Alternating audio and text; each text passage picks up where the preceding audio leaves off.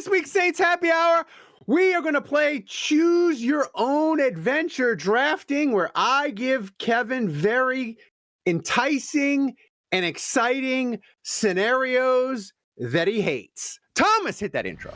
Welcome to Saints Happy Hour podcast. We always have a source. Dave remains quiet because he continues to search for that he can't find. What did Nola Fredo say? Yeah, try to get saved by Nola Fredo. That's a great strategy. Now grab a drink and enjoy the show. All right, everybody, welcome to another edition of Saints Happy Hour podcast. As always, we are brought to you by Hardhide Ponchatoula Strawberry Whiskey and Bev Test's Best Flavored Whiskey of 2025, Chilton County Peach Whiskey. I'm Ralph Marlboro, joined by Kevin. Thomas running the show live back in Poland. We're on YouTube. If you find us there, hit that like button, hit that subscribe button. It doesn't cost you anything, and it helps us out a ton. And I want to remind people, Kevin, it's draft season. Go to patreon.com/Saints Happy Hour. Sign up. Support the show. It's super easy to do. You get 5 podcasts a week through draft season. Plus, you get access to our Discord, which is freaking amazing. You should do it. All right. So, you know, it's draft season, and we love doing mock drafts, and Kevin's our draft expert, and he knows all these players, and he threw me for a loop on the live show. Like, not only do you know their, like, what they do, like, their play, like, on the field and what they're good at, what they're better at, you were throwing heights and weights at me and saying that I was drafting too many small people, and it threw me for a loop. Like, your depth of knowledge scares me. So I wanted to do mock drafts, but here's the thing. You wanted to do mock drafts. You keep telling me we're going to do mock drafts with you, Kevin, but instead you run these goddamn scenarios at me, and I'm like, when are we going to get to me doing my insane mock drafts? Well, you get your turn on the live stream. Right, that's going to be one. That's going to be one. And we got Kevin. We got 3 more weeks, brother. We're going to let you do. Genuine chaos. You're going to at least do 2 insanes with. But what I wanted to do with this Ralph, hang on. I got to cut you off here. This is an extra selling point for the Discord, which you can access by subscribing to the Patreon. I did a mock draft of 12 people, and I had a couple of people complain, saying that was too many people that I somehow managed to draft. And I said, oh, really? Watch me do 24 people. And I drafted 24 people. And then somebody had the temerity, the unmitigated gall, to say, why don't you draft an entire replacement team for the New Orleans Saints? And I said, hold my beer. And I proceeded to draft 53 people. Did you have to give up future assets to do that? Jesus. I traded away 0 future assets. Oh my God. I kept it in 2026, and I drafted an entire replacement team. Jeez. I even got a new kicker, a new punter. I said, Tyler Shuck, your services are appreciated. You don't snap but it? we're getting. I grabbed everybody. It's like the Gary Oldman. Even the coach. Everyone. This is why me and you get along. I was thinking that exact same thing. Well, who did you draft, Kevin? Everyone. So listen, we're gonna let you go wild a couple of times. I promise, Kevin. All right, fine. But this is what I wanted to do for this, and I stole it from a couple of podcasts where they would have a guest on, and they would say to the guest, it's okay. You're picking for this team. You can pick this player, or do this. And I thought, that's fun. I can make Kevin do that. But I wanted to like ramp it up because I knew when I give you these trade down scenarios, your inclination is going to be, oh, I want the picks. Of course I want the picks. So I wanted to put some conditions on them in this way, Kevin. We know that like the Saints, they may want to draft a defensive end, right?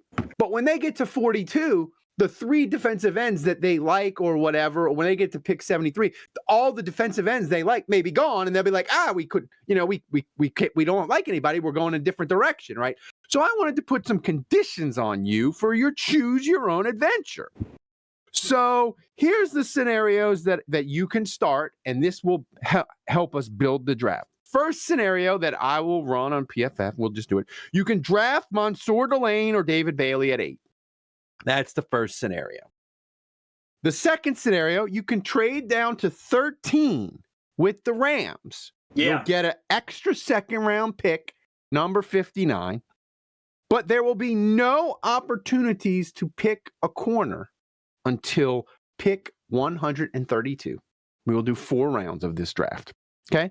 The third scenario, you can trade down to 17 with the Lions. You'll get pick 50. But with pick 42, you must select an edge or you miss out entirely. All right. Okay. Now, this is the fun one. This is the fun one. I think this is the one you're going to go with, but this is convoluted. The Bears want Jeremiah Love at 8. You can trade with the Bears. You give them pick 8 and pick 136. The Bears give you pick 25, 57, 89, and the 2027 first round pick. But you must select Chris Bell at 25. Because the Saints love him, and I think that's something they would do if they traded way down in the first round. So see, this is where you kill me with this. Oh, it's a 3-round mock draft. It's a 3-round mock draft. 4 rounds. This is not this. You are constraining genius. Listen, the Pope didn't hire Michelangelo and say you're only allowed to paint this part of the Sistine Chapel. Yes. No. Well, he had enough constraints on him as it is. It's you got to give me the full canvas. That's the thing with some of these scenarios. But well, listen, here's the thing. I will play your game. I will play your game.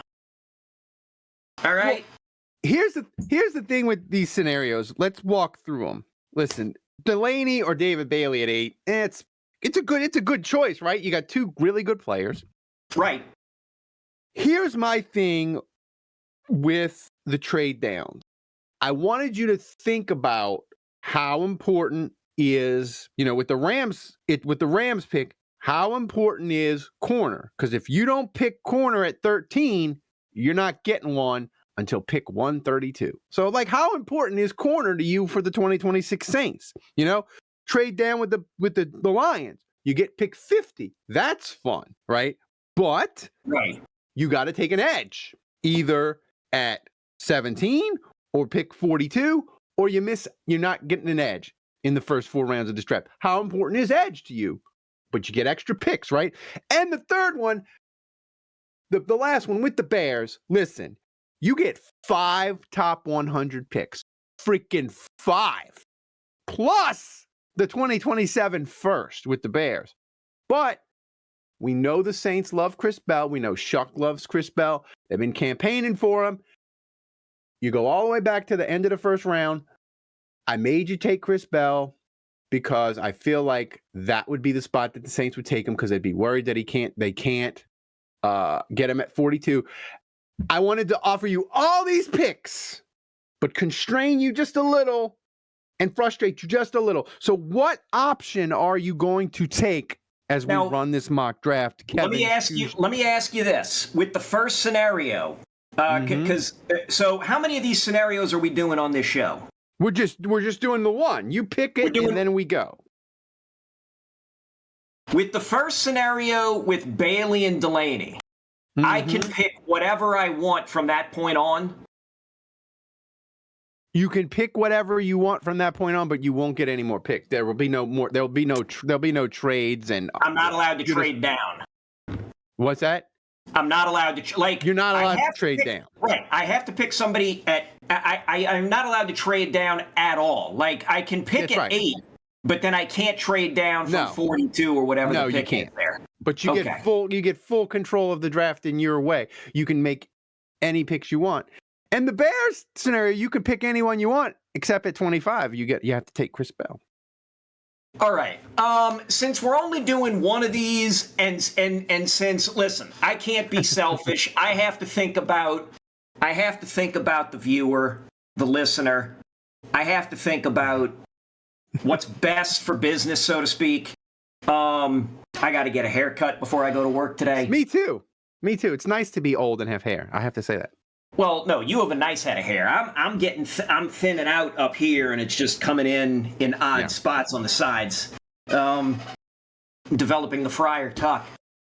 I will go with the final scenario. All right, there we go. The Bears scenario. So, give me the Bears scenario, and let's start rolling from there. You absolute psychopath. I mean, Kevin, as this draft starts to roll. Listen, I think this scenario would be pretty plausible. Maybe not to this extent, right? But with amount of picks, but there could be a team that would say,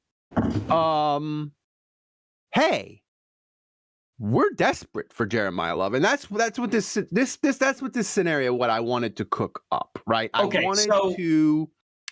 I wanted to cook up a scenario where you got a boatload of picks, but on the flip side, you're going down to 25, right? Yeah, and 20. I want to make sure I've got this correct. 25, 57, 89, and their first round pick next year. That's in correct. Exchange for pick 8 and 136. That's correct. Okay, I'm forcing that trade. I am forcing that trade. I am now running it through. So we are going to get to where we're going to get. Okay. So, I mean, if the Saints did this in this exact scenario or a similar scenario where you went from pick 8, 42, and 73, and you went from 3 to either 4 or 5 top 100 picks. The thing is, before we get into this, Kevin, just on a broad level, if the Saints finally do the trade down and it's pretty big, even if it's not big and they get an extra 100 pick and they go from 300 top 100 picks to 4, I feel like suddenly this draft, which listen, it's important for the Saints. You gotta have a good draft, but it's not. I don't feel like because you have Shuck and because you had a great draft last year, if the Saints go in this draft and they get a starter and they get 2 guys that we feel are really interesting, right? Like they nail the 8th pick, but the other picks by the end of the year we're not so sure about. That's okay. Like they have their quarterback, so it's not like a huge franchise changing draft.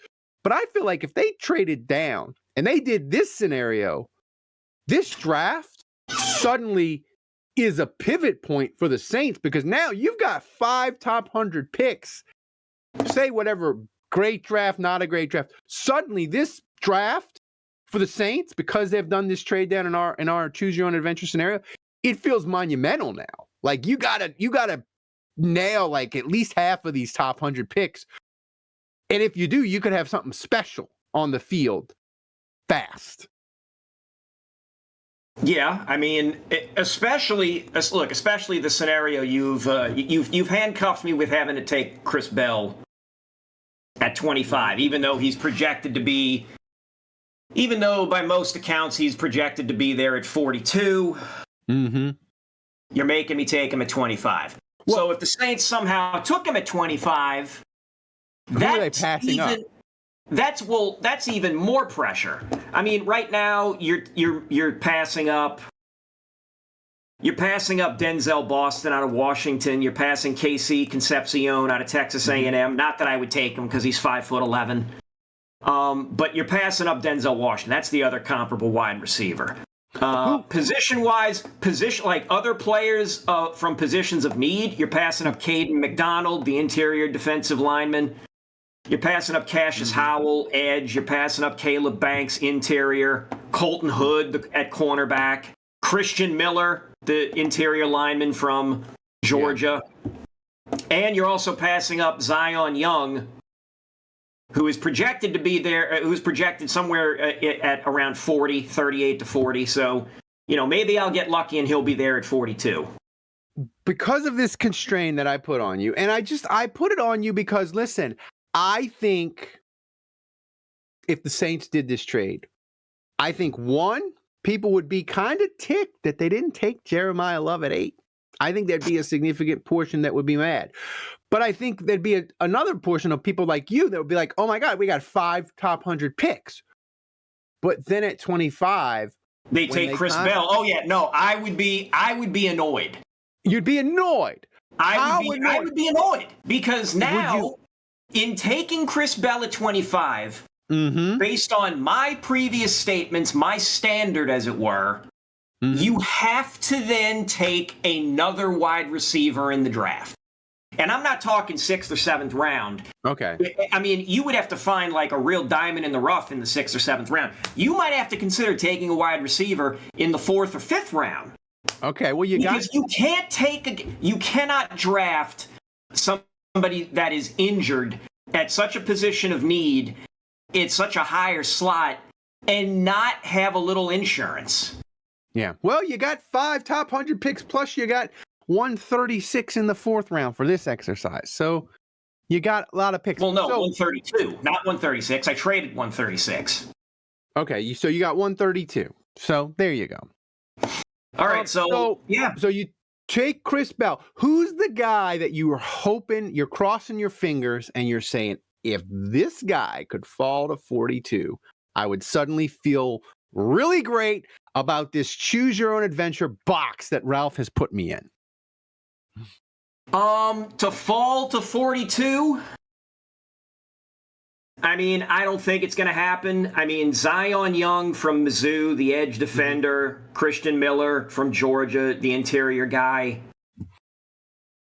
Like those were the two guys at edge and defensive interior. Like linebacker,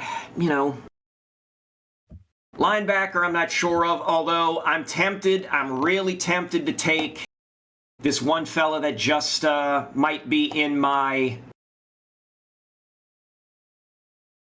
purview here. Let's see. Why is that not showing up? Say what you were going to say. I just think I'm just curious as to, like, you've run it, so run it and tell me who's there at 42 and tell me what decision you got to make. I love this. I'm delighted that this constraint we've put on you has agitated you. So people on YouTube can see it. I don't know if audio only people can see it. Right. Okay. So I'm just going to start throwing out names here. These are in no particular order. Chase Besantis, the guard from A&M. The two corners that are available are Brandon Sissy from South Carolina. I don't know if I'm pronouncing his last name correct. Chris Johnson, the corner out of San Diego State. Jacob Rodriguez, the linebacker out of Texas Tech.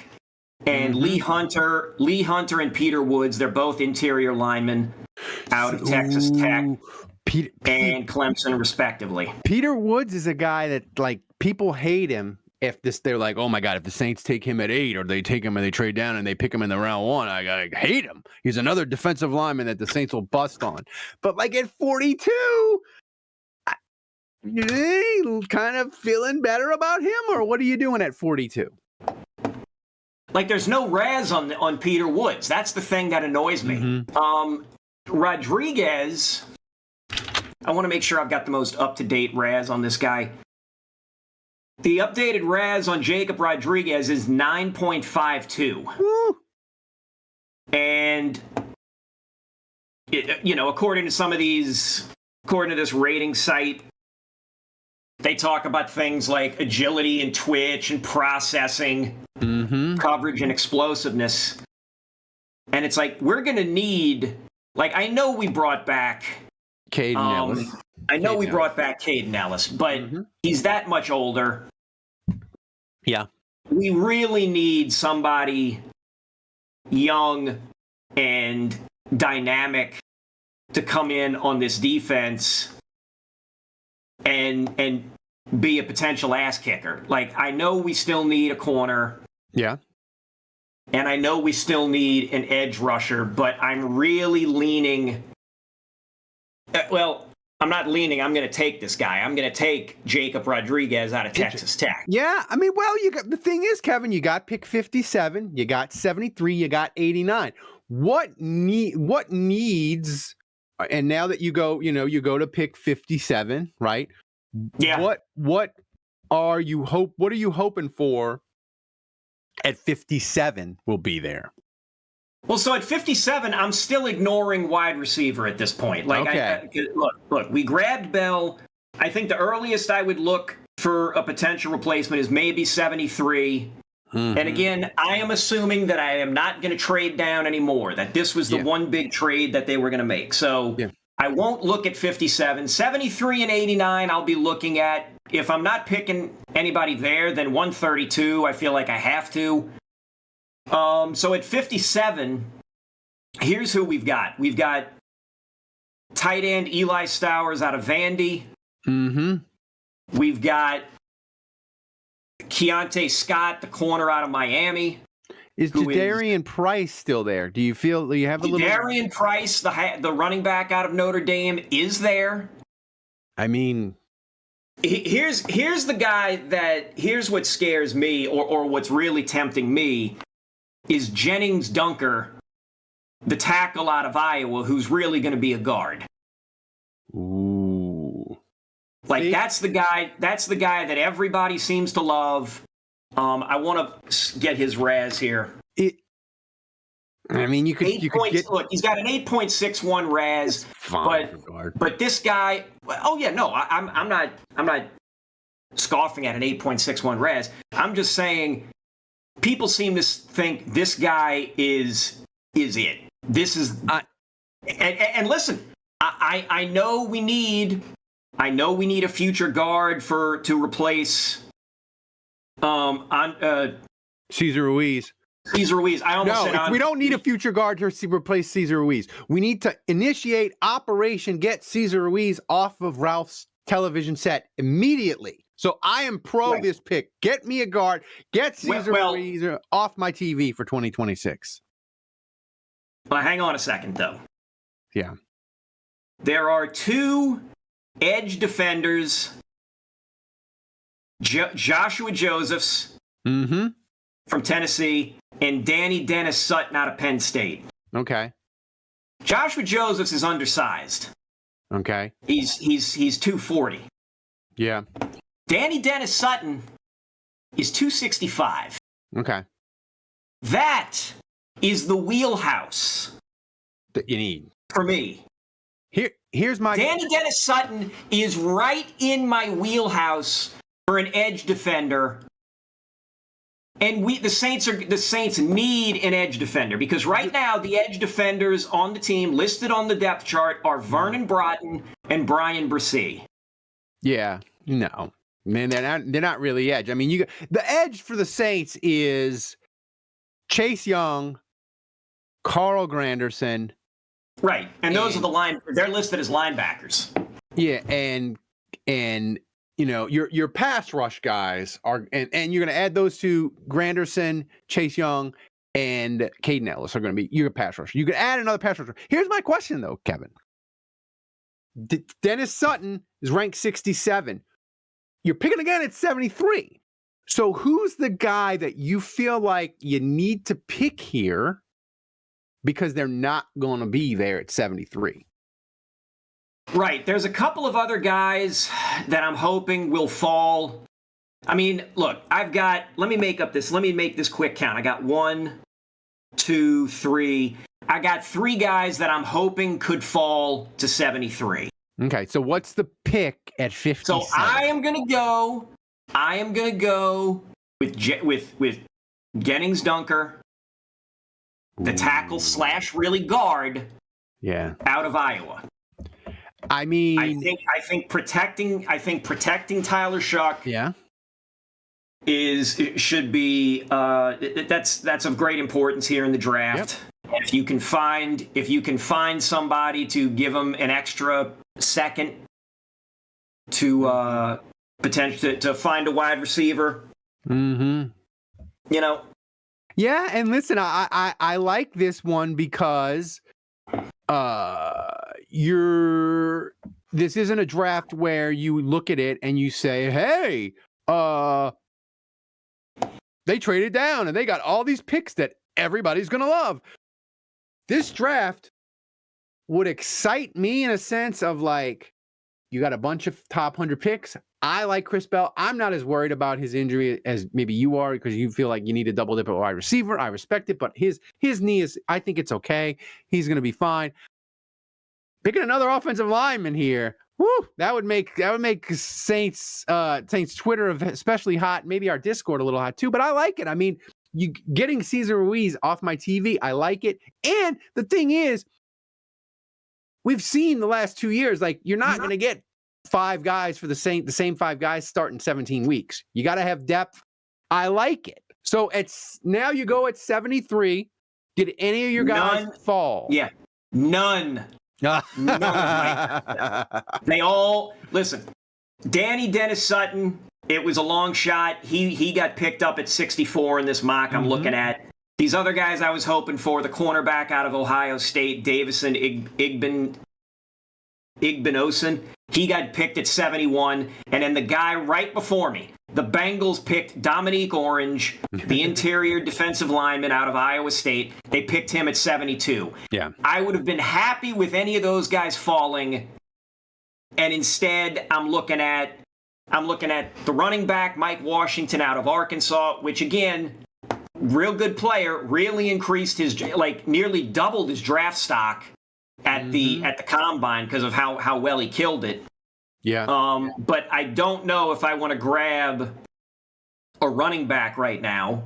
Elijah Surratt, the wide receiver out of Indiana, who I like. I like him out of the two. I like him more out of the other guy from Indiana, but mainly because he's 6'2". Yeah. But we took Chris Bell. Yeah. Do I want to take the insurance policy now? Or can you wait till 89? Can you wait till 130? You know, like. Right.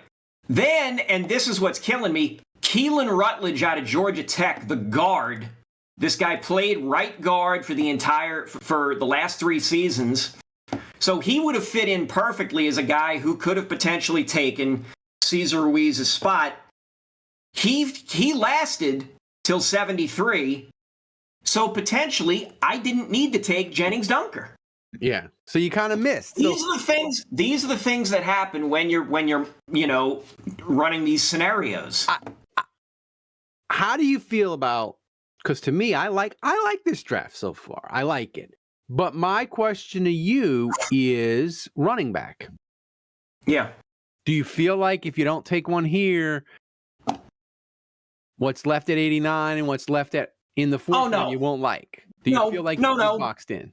No. I've taken running backs at the 132 or 136 spot. In other mock drafts. I know I don't have 136 now, but I've taken running backs at 132 and even what's that next spot? Hang on, 150. You know, I've been okay with that, especially like considering we got Achane. It's we just want a guy that can come in and potentially be somebody to be a spot number 2. Now, if Kamara obviously this is all moot if somehow Kamara leaves or gets cut post June 1st, or retires or whatever, then we're looking at something different. Yeah. But I have to assume, as of right now when we're recording this, that he is going to stay on the team. Yeah, that's fair. I mean, because you look at running back, Achane, Kamara, Devin Neal, Estime. Listen, it can be all you need is a little bit of health and you're okay, I think, at running back. Right. You don't like it isn't a must. Like you don't have to do it. But like I really feel like at this spot, it really kind of depends to me.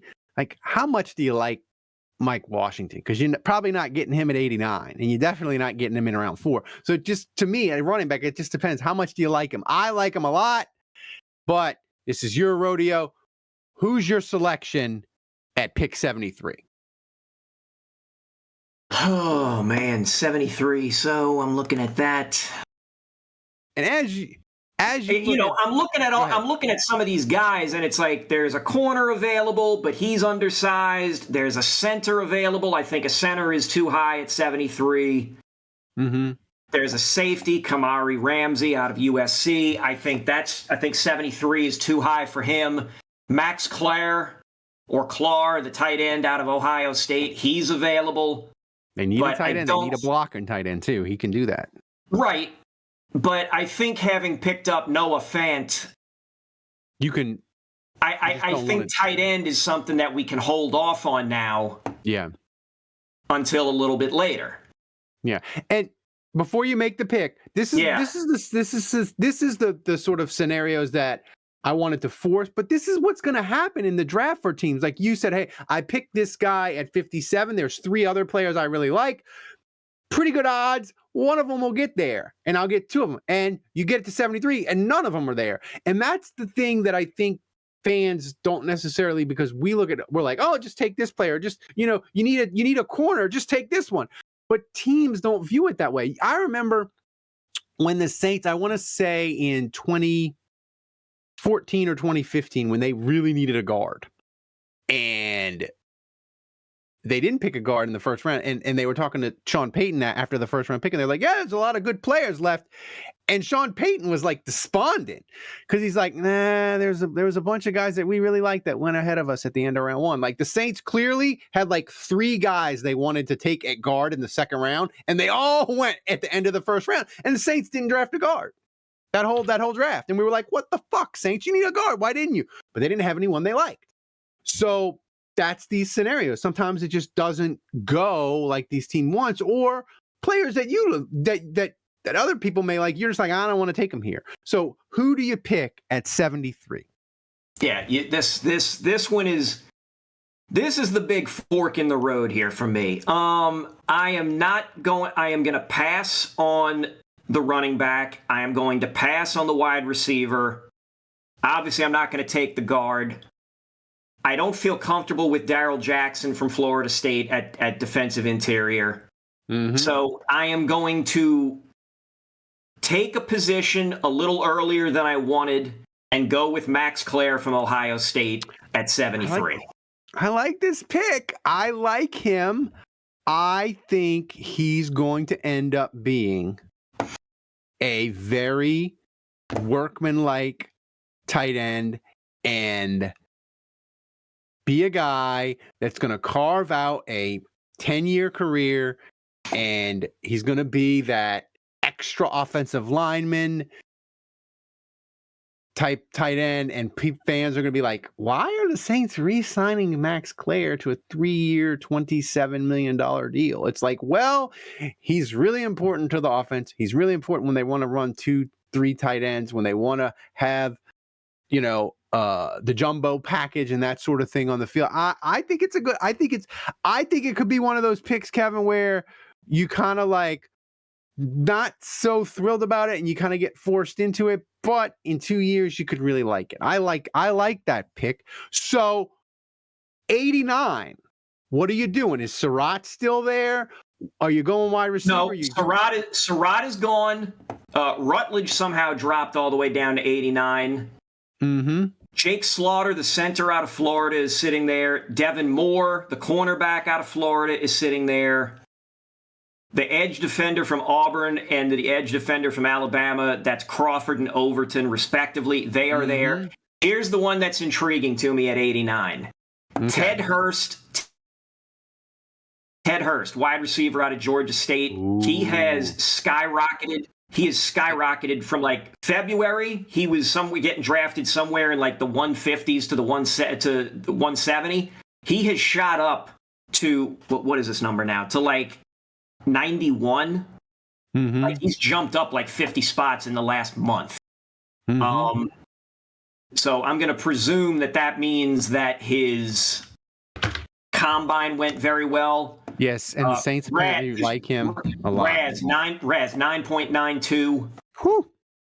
Like, there is a lot to love about Ted Hurst. Like, I've mocked Ted Hurst many times before. And, like, that's a guy I love. Mm-hmm. I love that pick. I would love this pick. The problem I have right now is we don't have a corner, we don't have an interior defensive lineman, and we haven't picked an edge defender yet. Yeah. Those are still 3 positions of need. Yeah. So here's my question to you. You kind of have to make a call here that's tricky, and this is why I want this exercise, because you picked Chris Bell at 25. Yeah, thanks. Against your will. Yeah, against my will. Thank you. Against your will. It was in this scenario. But you're thinking as a team, right? You have Chris Bell, and the Saints could easily pick another wide receiver here, and then you have Olave, Vele, Chris Bell, Hurst, Jalen Polk, and that's your 5. And you're saying bye-bye to Bub Memes and the rest of the crew, and that's fine. Like that's a good, solid group. What's more important? Rolling the dice at wide receiver with just Chris Bell and filling another need here, because I feel like the difference in the quality you're going to get at edge and the quality you're going to get at corner and the quality you're going to get at interior liner, the quality of player you're going to get at 89, the quality you're going to get at 136 is vastly different, in my opinion. Maybe you disagree because you do 1,000 mocks. No. But I feel like this is a big moment for you. Like, what's more important? I'm really not going. Locking down wide receiver or filling. I've got it. Need? I've got it. I'm not taking Ted Hurst. I like a number of wide receivers that are still on the board that should still be available at 132 and maybe even 150. Okay. So again, I look at what is of need. Edge, defensive interior, and corner. I don't see an edge that jumps out at me. I don't see a defensive interior lineman right now that jumps out at me. Okay. So I am going to take corner. I am going to go with Devin Moore out of Florida. Okay.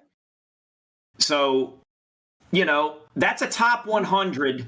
That's a top 100 of Chris Bell, Rodriguez, Dunker, Claire, and Moore. That's a good. I am hoping that two of these guys become starters, and that one or two of them can immediately become backups on the team. I mean, I kind of love this draft. Like if you are correct on Dunker and Chris Bell is what the Saints hope he is and they love him, if you hit on those two guys, suddenly you have a rock-solid, potentially elite offensive line, Olave and Bell at receiver, you got Achane at running back, you got Shuck, you got a pretty damn good offense. Like that you have locked it in if those two guys hit. If one of those guys hits and you hit a corner or you hit Rodriguez at linebacker, your defense is better. I really like this draft, and it's not just the volume. These picks interest me, Kevin. I'm fascinated. More from Florida. He's kind of balanced. His for PFF, take the grades however you want them, but his coverage grade, run grade, almost identical, right? Yeah. So that's a positive, right? He's got the size, 6'3", 198. So we like that. I like it. I like these picks. Biggest disappointment besides the fact that I forced your hand and made you pick an injured wide receiver at 25. Biggest regret besides that as we go to pick 132. I would say taking Rodriguez at linebacker. Because I ended up actually no. It wasn't him. It was taking Dunker at 57. Because I probably should have taken Danny Dennis Sutton and reached a little and taken him at 57 because now I'm still sitting here without an edge defender as we're rolling on, and I think there's only like a few more guys that are worth grabbing. Yeah, and here's the thing at edge.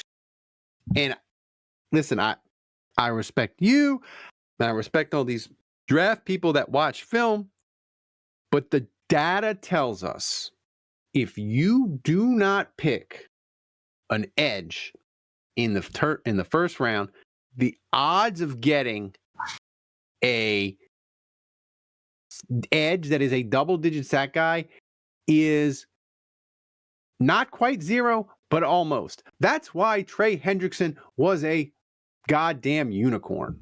You do not pick third and fourth round defensive ends that become all pros. Like, teams just bet on the traits, and it's just really hard to find them. So that's my fear, Kevin, right now. You're at 132. Like, no matter what edge you pick, I'm leery of it. Do you go edge here, or do you just go value? Yeah, edge, it would be a slight reach at 132 to take an edge. I am thinking, let me see if this guy was picked or not. Yeah, and yeah, he was picked. Yep. A lot of my guys that I was hoping for a couple of wide receivers to maybe be available at 150. There might still be one guy I want to check his. There's no Raz on him. That's unfortunate. Well, before you so let me run down a couple of guys that are here at 132. Okay, go ahead. There's Seth McGowan. He's a running back out of Kentucky. There's Emmett Johnson, a running back out of Nebraska. He took a slight dip after the combine because some of his numbers weren't so good. He was sitting in 74 to the mid 80s, and he currently has dropped 60 spots. So it was basically like him and Mike Washington out of Arkansas did a switch. Mm-hmm. Hey, Eric McAllister, the wide receiver out of TCU, he's still sitting there. I like him. You're also looking at the center, Jagger Burton, who we've talked about before. We've talked about a bunch. I feel like I feel like he's a second son to me. We've talked about it. So yeah, I'm just it's tough. It's tough sitting here. It's tough being in this Here's my question. Here's my question to you before you make the pick. We've heard people say, listen, this tight end, I mean, this draft is really, they don't have a lot of top end receivers or sort of top end tight ends, except if depending on how you like Kenyon Sadiq, right? But there's a ton of great value, and it's deep, right? Yeah. My question to you is, teams, I think, either at tight end or wide receiver are going to wait. And they're going to wait, and they're going to say, oh, we don't need to get one now. We can wait. But the run is going to start at a certain point. When do you see the run at tight end and receiver? When do you think it's going to kick off? Because you got to get in at the beginning or the third round, more towards the beginning of the run. Give me third round. Wait. Okay. I'll say, because look, I'm looking right now. Tight end wise, Justin Jolly is still here. Jack Andrews is still here. He's from Texas. Jolly, I think that's North Carolina State. That's a weird looking logo. I think that's North Carolina State. Martin Klein out of Michigan. Dallin Bentley is still here.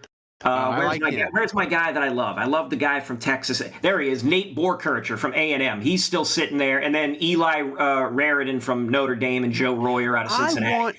All these guys are sitting here currently in the fourth round. I think there will start to be a run in the late third round, and you'll start seeing a lot of tight ends go then. I want the Saints. I want them to invest in a tight end. I'm tired. Get me a guy that's not a 6th round pick or a priority UDFA that you gave $100,000 to. Give me invest one of these 4th round picks you got. A 5th round, a 3rd round, make an investment where we're like, hey, this guy needs to turn into something. You spent real draft capital on him. But that aside, who's your pick at 132? All right, I have to finally take a shot here. This is going to be a reach, but I have to do it because I don't want to take a chance that he's not there at 150, which would be in round 5. It's still a position of need. I'm taking an edge defender. I'm taking the edge defender out of Iowa, Max Llewellyn. Mm-hmm. He is 6'5", 263 pounds. RAS score was 7.73. Okay. I want to see where he was deficient, so let's check that.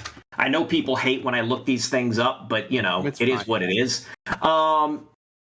I'm seeing a lot of yellows here on the on Math Bomb here. The only thing that they didn't like was that was the thing they really didn't like was the weight.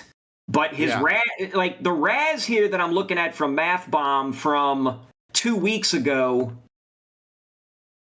had him at an 8.3. I like that. Listen. So the PFSN has him at a 7.75. So I'm going to assume that he must have done something extra. What is the NFL? NFL.com. They strike me as somebody that would update their shit far more often. They actually, no, they don't have, they're missing the 3-cone drill, the 20-yard shuttle, and the bench press from him, which is peculiar. But be that as it may, I'm taking the edge defender. We needed an edge defender. I don't feel comfortable waiting any longer. So I'm willing to try and get this guy in here. They're saying that he is an immediate backup caliber guy and has the potential to be a starter in time. So not only that, but we should have got a graphic. This dude looks like Stifler's best friend in a CBS sitcom that they tried to spin off Stifler from American Pie into his own show. This dude looks like his best friend, and nobody picked up the pilot. It didn't go. Right. And listen, Bomani Jones, friend of the program, always says, Iowa, they believe in white people's ability to play defense, where the rest of the world says, white guy, you can't play edge. You can't play corner. Kurt Ferentz is like, come on down, brother. We believe in you. And they get the most out of white guys playing defense. And I like this guy. But Kevin, my one condition is if the Saints pick him, he's got to keep the stash. He's got to keep the mustache. No. The stash. Look, he's got a nice stash and beard. I don't know about the haircut, but honestly, here's the funny thing. Both him and Jennings Dunk are both from Iowa. Both of them gingers. Both of them gingers. Yeah, you know how I feel about gingers. They don't have souls. But yeah, you know what? Sometimes you need the soulless to play. Sometimes you need to play without a soul. That's right. To be competitive in the NFL. That's an old saying. That's right. That's right. Very old saying. All right. So this draft is 4 rounds done. Yeah. What did they grade you? Save the screenshot. I want you to put it in we'll put it in the description so people can see it. Well, I can't hang on. They're not going to give me a grade yet because I just had this thing running for 7 rounds. So let me just run this. Let me run the rest of this out. Well, while you run this draft, I want to tell people that I think this draft for the Saints, I love this exercise we did with Kevin because it gives scenarios. I think there is a real possibility that when the Saints are picking at 8, 2 offensive tackles have gone. And that's the thing. I'm going to say it here, and I'm going to repeat it on the shows that we do. That's what you want to be rooting for if you are a Saints fan and you want a good player that we feel like is a huge need for the Saints. You want those players to drop. You need to root for the offensive tackles because I don't think, Kevin, you could tell me if I'm wrong, I don't think Ty Simpson's going top 7. I think that's just Orlovsky and the draft meeting. They're just smoking crack and it's just lies. But I could see a scenario where offensive tackle goes 3, offensive tackle, 3 to Arizona, 6 to Cleveland. Like, I could see 2 offensive tackle goes, and you get 2 offensive tackles in that top 7. Suddenly, Styles, Delane, Bailey, the odds are one of them gets down to 8. So that's what we're rooting for. But quickly before we go, what did you finish up the draft? What did PFF? What grade did they give you? PFF gave me a B- and said I was in the bottom 26% of Saints drafts. Well, send him a note. Send him a note. Oh, I forwarded this to Tomas so he at least has the graphic. They rated the Chris Bell pick a C because it was a reach. It was a reach to take Chris Bell at 25. Well, let's review. Before we get out of here, let's review this. Let's say the Saints did this. What would you feel about it? What would you feel about it? I think they're giving me the B- grade based on the back half of the draft here. Like the the Llewellyn pick on down. I mean, they're mostly okay with everything else I did. Like, they liked the Rodriguez pick. They thought the Devin Moore pick was good. They thought the Dunker pick was okay. They were lukewarm on Max Clare, and they seem to be lukewarm on Chris Bell. But I mean, it's just, look, the thing about taking Bell at 25 or the thing about taking Bell even at 42. Oh, there it is. Tomas just put it here in the screen for you. The thing about taking Bell at 25 or even 42 is he has to immediately turn around and show that he has something. Like, let's say he shows flashes and he's a little limited this year, and then let's say in year two he just it's just like he's never going to amount to anything. Then it ends up being sort of a wasted pick. But if he's limited in year 1 and takes a big leap in year 2, that's when you'll know that the Chris Bell pick was actually good. I don't think we can't fairly judge the Chris Bell pick until year 2 is nearly done. Here's my thing, though, Kevin. And me and you have been saying it. We said the Saints need to pick at least 18 guys in 2025 and 2026. They need volume of picks, right? And they did it last year. I love this. Like, I'm more bullish on Chris Bell than you, perhaps, but yes, I just love this. I love Claire. I think he's just going to be one of those guys that's going to be on a roster for like a decade. And you need those type guys. I love Llewellyn, and I know we only did 4 rounds on this, but you pick. I love the center from Indiana, Coogan. I think in 3 years. I think they gave me the D. I think I got to cut you off here. I think they gave me the D+ on Coogan because I took him at 172. Because I've seen him available at 190 in places. Yeah. The reason I took him at 172 was because I wanted to see at 190 if a couple of defensive interior guys were there, and one of the ones I wanted, Cole Brevard out of Texas, was there. I just feel like this in everybody said, oh, Indiana won, and isn't that a heartwarming story? And he took all these players from James Madison, and they didn't really have upper elite NFL talent. And it's crazy that they won a national title. And I know Mendoza is going to go 1 overall, but I feel like in 3 years, the Pons, the Cougans, the Surratts, like they're all going to be useful NFL players. And when we look back, we're going to be like, yeah, and Indiana won the national title because they had like 6 NFL dudes that are good or above NFL players. So I love that pick. I love this draft. I love the volume of it. And I think I feel better about it than you because I feel better about Chris Bell. And I just feel like, Kevin, this is one of the better scenarios that we could cook up where the Saints get Chris Bell, because my fear is that they pick someone at 8 and they get too antsy at 42 about Chris Bell, and they don't have the patience to just sit and wait for him to fall, and they move up. So at least, yes, we took him a little bit too high, according to the mocks, And Kevin, don't forget, we got the 2027 Bears first. And I don't know about you. I know it's 20 years now. But I still kind of hate the fucking Bears over their Katrina banners and stuff in 2000. Right, I do. I still do. So like in this scenario, getting all these picks and being able to watch the Bears and hoping that 2027 pick goes up, up, up in what people say is a generational draft, like that is an added benefit to me. I love this all around. I give this draft an A-, but what would you give it? Yeah. An A-. Okay. A-. I think Chris Bell's going to be fine, and I love the other players you got, and I love the 2027 first from the. An A-. I am looking. I'm pretty much in agreement with PFF here. Like B-. This feels like a B-, maybe even a borderline C+.